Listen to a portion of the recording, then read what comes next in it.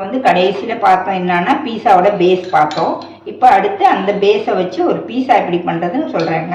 ரொம்ப ஈஸி. இப்போ நான் எல்லாமே வீட்டில் செஞ்சது தாங்க. சீஸ்லேருந்து எல்லாமே.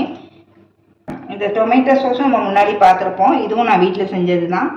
ப்ரெட்டும் நான் வீட்டில் செஞ்சது தான். சீஸ்லேருந்து எல்லாமே இந்த சாப்பிட்ற ஐட்டம் ஃபுல்லாகவே நான் வீட்டில் செஞ்சது தான். இப்போ பாருங்கள், இது போதும். இதுக்கு மேலே கொஞ்சம் லைட்டாக சீஸ் போட்டுக்கலாம்.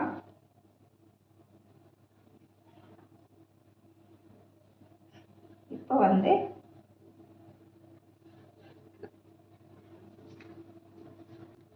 கேப்சிகம் 3 கலரில் வச்சுருக்கிறேன். இதை வச்சுக்கலாம். சிம்பிளான ஒரு பீஸா தான். ரொம்ப ஓவராக நான் எதுவும் வைக்கல. வீட்டில் உள்ளதுகளை வச்சு இதில் வந்து பன்னீர் வச்சுக்கலாங்க. பன்னீர் இல்லை வேண்டாம் அப்படின்னா நீங்கள் சிக்கன் கூட வச்சுக்கலாம். நான் பன்னீர் தான் வச்சுருக்கேன். இப்போ இது மேலே வந்து சீஸ் போட்டுக்கலாங்க. ரொம்ப நல்லா டேஸ்ட்டாக இருக்கும். நம்ம மைதாவில் வேறு செய்யலை, கோதுமையில். 160 டிகிரியில் வந்து நான் 30 நிமிஷம் வச்சுருக்குறேங்க.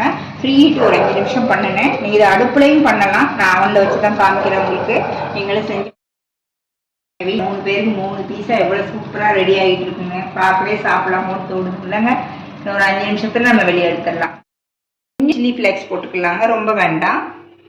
பாருங்கள் இவ்வளோ அழகாக இருக்கணும். சாப்பிட தூண்டா, வாங்க சாப்பிட்டு போகலாம். கட் பண்ணிக்கலாம். பாருங்கள் எவ்வளோ சூப்பராக ரெடி ஆகிருக்குன்னு பீஸா. யம்மியாக இருக்குல்ல, சாப்பிட்லாம் வாங்க. வீடியோட எண்டுக்கு வந்தாச்சுங்க. தேங்க்ஸ் ஃபார் வாட்சிங். லைக் பண்ணுங்கள், ஷேர் பண்ணுங்கள், கீழே உள்ள பெல் பட்டனை ப்ரெஸ் பண்ணுங்கள். நெக்ஸ்ட் ஒரு வீடியோவில் உங்களை